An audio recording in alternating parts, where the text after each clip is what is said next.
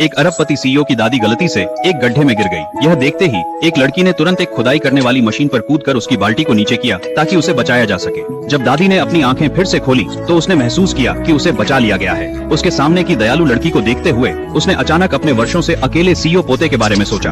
बिना हिचकिचाए उसने लड़की से संकेत भाषा में पास के एक कागज के टुकड़े को उठाने का इशारा किया। उस कागज पर लिखा था कि सीईओ की मंगेतर के रूप में परीक्षण पास करने वाली किसी भी महिला को 100 करोड़ अमेरिकी डॉलर का इनाम मिलेगा। उसने अपने दादाजी की तस्वीर को याद किया।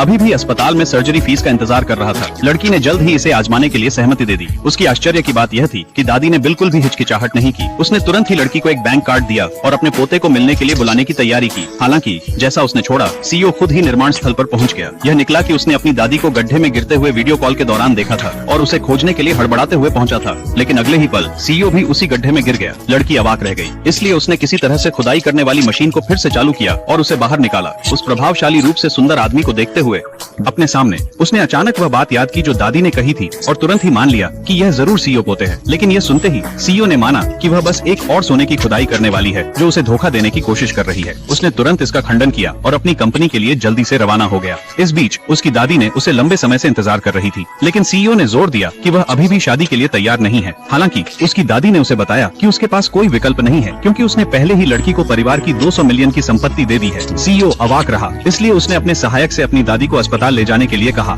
दूसरी ओर लड़की निर्माण स्थल पर लंबे समय से इंतजार कर रही थी, सोचते हुए कि कोई भी नहीं आएगा। उसने मुड़कर देखा और सीईओ को फिर से देखा।